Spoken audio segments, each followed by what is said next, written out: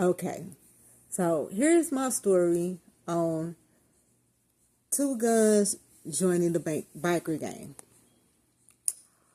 So down in Jody's neighborhood, they kind of call it Fountain Park, here in St. Louis. There's also a shop, a mechanic shop, and it's called Loper's. Well, Mr. Loper also has a house that he owns right next door to his shop. So he rents the house out, and he had rented it out to this gentleman that named Diablo. So Diablo was the head of a biker group, a biker gang, called Satan Sidekicks. When I saw the vest, that was the funniest thing in the world. But so Diablo and Two Guns are really cool. So they wanted him in, but Two Guns couldn't ride a bike, but he was awesome security. And as you know, he's Two Guns.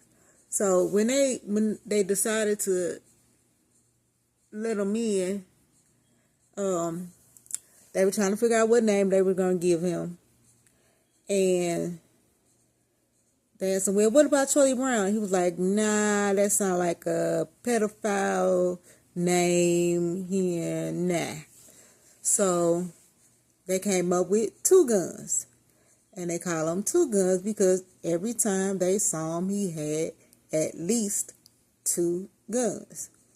So we are out here, and they have inducted Two Guns into their little biker group. So they decided, well, we're gonna throw a little party, we're gonna barbecue some meat and all that different stuff.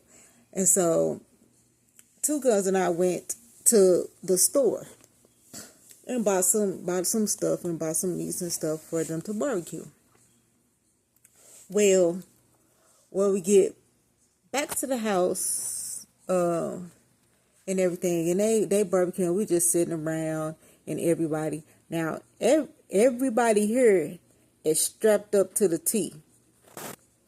When I say safety first, safety first. When I say everybody, especially, all the men are on point. So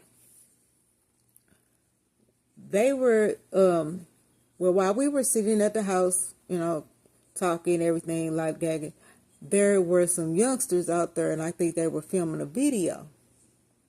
And so one of the guys of the gang, his name was Silverback. And he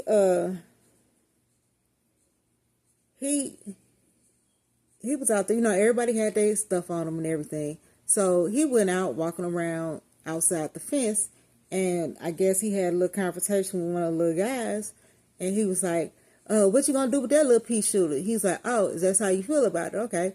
So Silverback walks in the house past me. I'm sitting on the porch. There's two other ladies that's part of the group or whatever.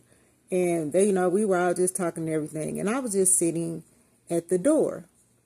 So Silverback walked past me, and when he came back through the door, all I heard was clack, clack. He cocked something, and then he stepped on out. He stepped out the fence, and he went, and it went everywhere. And so the guys that were doing the video, I guess they got little, and one of them was driving his lady's car, and he ran into another car. He wrecked the shit out of that girl's car. So we, after all of that happened, whatever, so everybody went back in the house. Nothing said, everything, well, before everybody went back in the house. So Silverback went out there and let loose. Now, Two Guns is out there. He out there just to tackle and stuff. And they have named him as security. So he's always got to be on point. So when Silverback bust them shots, so did Two Guns.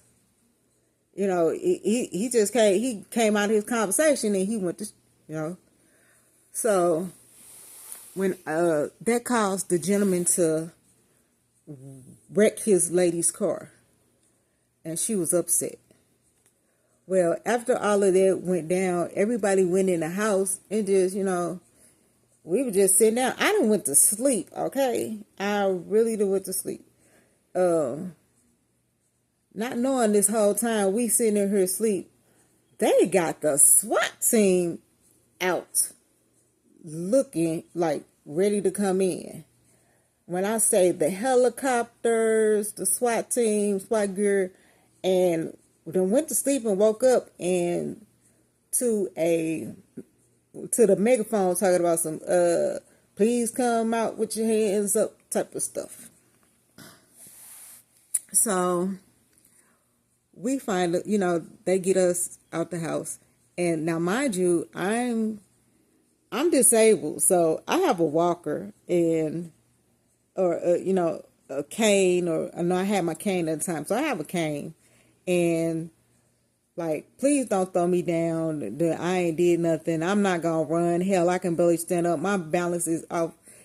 My equilibrium is crazy. So believe you me, I'm not running. So one of the cops, you know, he got me, and they had us walk across the street into the alley to paddy wagons. So, but the cop, he was nice, you know. He arm in arm, he walked me across and up into and whatever. So I'm the only I'm not the only female. There's actually 3 of us. So when they went to they had got all the guys, and they was in them with paddy wagon, and they were telling me I had to get in the paddy wagon. Well, I can't step up. I can't get up to it. They told me sit down and slide across the floor. Well, the guys saw this, and they went crazy in the paddy wagon. And when I say they was about to flip the paddy wagon over, just because they saw them putting me in the paddy wagon. So after I get there, and then they get me out. They got all the guys in the paddy wagon. Then the cop was pissed. That poor white lady, she was so pissed at me. And she goes, they try to get me. They got me into here. The police officers drive Suburbans, St. Louis City police officers. And so they had me get into there, and she started questioning me about like what time we get there, what was going on. And I said, well, ma'am, all I know is it had to be after 4:30 because I picked my son up from school and it was still daylight outside. You know, I picked him up from school. He got out of school at 4:30. And I took him to my father's house. And so that's the best I could tell her. She was like, okay, so, and what was you doing? I said, well, we were down here just like having a barbecue. And she goes, well, what? She kept asking me what time. I said, look, ma'am, I do not know what time it is. What time it was, I could just give you a roundabout. My son was out of school, so it was at least after 4:30. And she just kept trying to drill me for questions. And I told her, I said, ma'am, I don't know. As I said, I suffer from multiple sclerosis, which messes with my memory, something terrible. So I can't tell you if I ate breakfast this morning on the real, and let alone what it was. So she kept asking me questions. And I kept giving her answers. I'm like, I don't know. Or it was daylight. What time did you get down there? I said, oh, it's daylight. That's all I can tell you. Well, what did you? I said, all I know, and I broke it down to her. I said, look, I picked my son up from school, took him to my father's house. He got out. I said, so it was after 4:30. That's all I can tell you. Well, why does so blah? I said, look, ma'am, I don't know. She was so pissed. That white lady turned red. I guess I wasn't. She said, well, what? I said, look, ma'am, I don't remember. I don't know.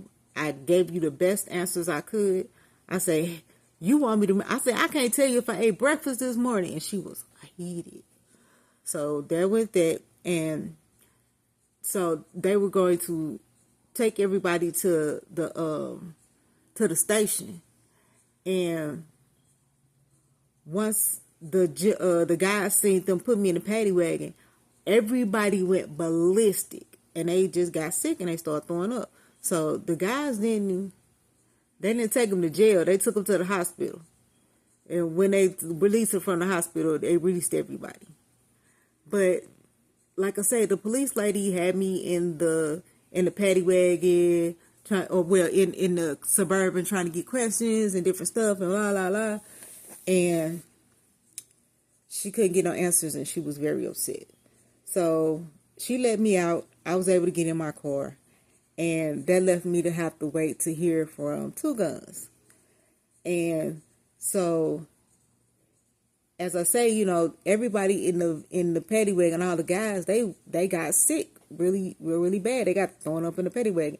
They weren't gonna lock them up because they were sick, so they took them to the hospital, and that's where I picked them up. I picked Two Guns up from the hospital, and from that day, I guess Diablo was no longer able to stay here, and everything dissolved. But that was my experience with the SWAT team in the helicopters.